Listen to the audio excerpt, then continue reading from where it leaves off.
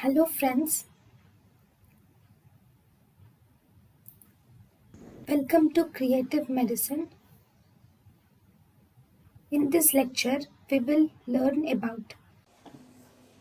Hello friends, let us now learn some important points about the first optic tract, optic pathway. So one important thing in the optic pathway is we have three types of senses. The senses in the eye will look after the color sense.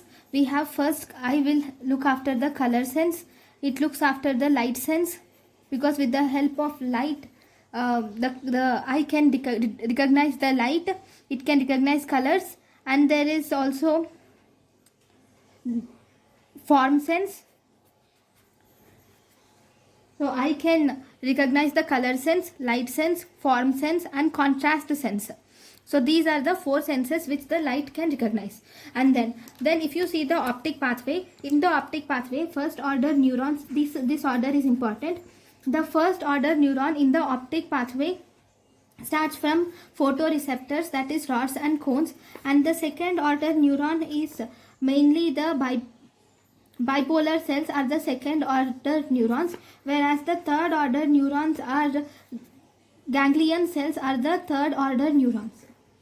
Whereas what are the ganglionic cells? Then what are the fourth order neurons? Fourth order neurons are lateral geniculate body.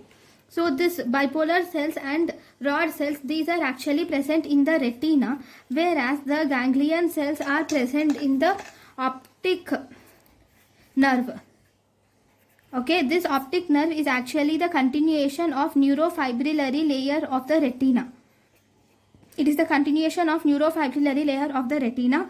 Now if you see the optic nerve has mainly four different parts. So this optic nerve, number one, it can be present in the eye. This is the eye, this is the orbit, this is the optic canal. So optic nerve number one, it can be present in the orbit. If it is present in the orbit, this is intraocular part. Then it can be present, first it can be present in the eye. In the eye, it is intraocular part. Actually this intraocular part is the shortest segment of the optic nerve. Then it can be present in the orbit. Then we call it as intraorbital part. This intraorbital part is the longest segment. So intraocular part is around 1 millimeter. Intraorbital part is the longest. Okay. Then this is optic canal. So that is intracanalicular part. This intracanalicular part will account. This is present in the optic canal. So canalicular for canal. So it is optic canal. In the optic canal you will see the optic nerve. Along with the optic nerve you will also see ophthalmic artery to pass through the optic canal. So this is intracanalicular part.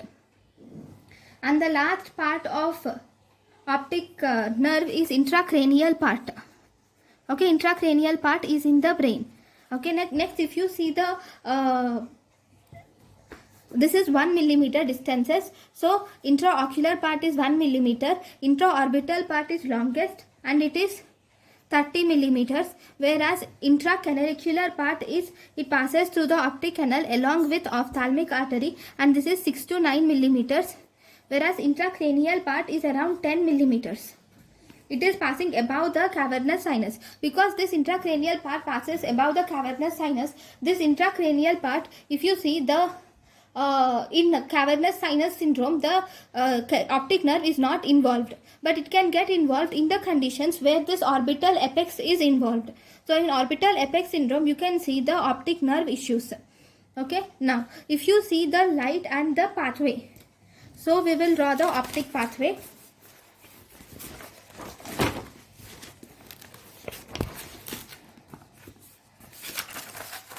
So we will draw the optic pathway. So first in the optic pathway, first we have the orbit.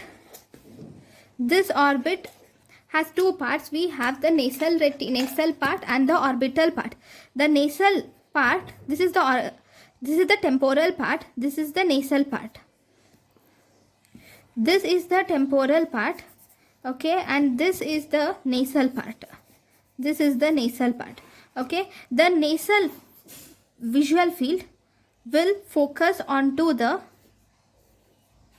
temporal side, whereas the temporal visual field will focus onto the nasal side of retina because of the crossing of fibers. The nasal part of the optic field will focus onto the temporal part of retina, whereas temporal part of the optic field will focus onto the nasal side of the retina. So, in the retina, we have two parts. One, the nasal fibers. These two are the nasal fibers. This is the temporal fibers. The nasal fibers will pass through the optic nerve and they will decussate, or they will cross to the opposite side and forms the optic chiasma. And then they pass to the opposite side and they go through the contralateral optic tract and they will synapse at the lateral geniculate body. Whereas if you see the temporal part of the optic field, the temporal part of the retinal fibers, the temporal retinal fibers will go through the optic nerve and then through the ipsilateral part itself, they go to the optic tract, ipsilateral optic tract, and they synapse in the lateral geniculate body. Even here, this side also, it will not cross, they grow ipsilaterally. Okay, and then they go to the lateral geniculate body, and these both fibers will synapse in the lateral geniculate body. Now from the lateral geniculate body, there will be fibers which will come and they give the optic radiation, and this optic radiation, okay, and finally it goes to the occipital cortex. Finally, the optic radiation goes to the occipital cortex.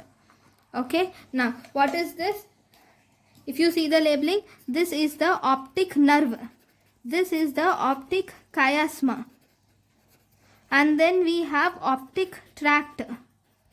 Okay, and then we have lateral geniculate body, then we have optic radiation, and then we have occipital cortex. One important thing is that this optic radiation, if you see, which is going to the occipital cortex, it has two parts. One, there will be superior fibers, and second, there will be inferior fibers. The superior fibers will go towards the parietal lobe, whereas the inferior fibers will go to the temporal lobe. Okay, so this is the optic pathway. Now, if you see in the optic pathway, we have learnt about the optic nerve already, right? This optic nerve, if you see parts we have learnt, one more important part is that this optic nerve will have 1.2 million axons are present in the optic nerve, and it has no neurilemma. Because it does not have any neurilemma, this optic nerve is responsible, it cannot regenerate.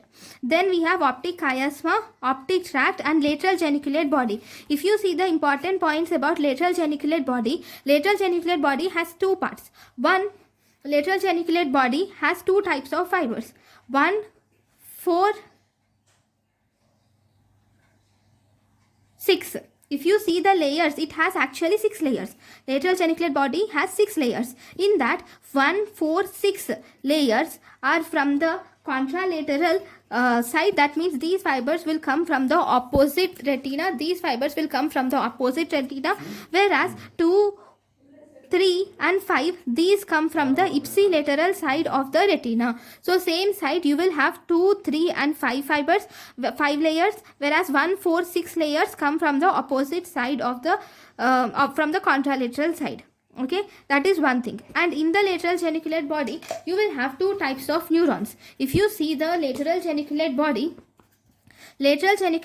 has two pathways. One, we have magnocellular pathway. Second, we have parvocellular pathway. This magnocellular pathway, this is mainly seen in 1 to 2 layers. Parvocellular pathway is seen in 3, 4, 5 layers. Whereas magnocellular pathway is important for movement. Magnocellular pathway is important for movement and also depth perception. Whereas parvocellular pathway is important for form sense. That is, it is important for shape, and it is important for texture, color, all that. We have parvocellular pathway, whereas depth perception and flickering is mainly by the magnocellular pathway. Okay, this is lateral geniculate body parts. Then we also have to see about the occipital cortex or visual cortex. Okay, in the visual cortex we have two types of Brodmann areas. The Brodmann areas for visual cortex are, we have 17 and we also have 18 and 19. 17 is actually the primary visual center, whereas 18 and 19 are actually secondary visual center. Okay, the whole, all this visual cortex is actually, it is supplied by the posterior, this is supplied by the posterior cerebral artery. The whole visual cortex is supplied by the posterior cerebral artery except the tip of visual cortex. What is this tip of visual cortex supplied by? This tip of visual cortex is supplied by both middle cerebral artery and posterior cerebral artery, and as a result this tip of visual cortex actually corresponds to the macula. So as a result, macula is the only part of the retina which is supplied by both middle cerebral artery and also by posterior cerebral artery. Okay, so this macula is important because you will see it's something called as macular sparing occurs in the visual cortex lesions, because if there is a lesion in the visual cortex, the whole eye field is lost, except that the whole of the vision is lost except at the macula. So we call it as macular sparing. Okay, so this is about the optic pathway. Thank you. Thank you, and thank you for watching.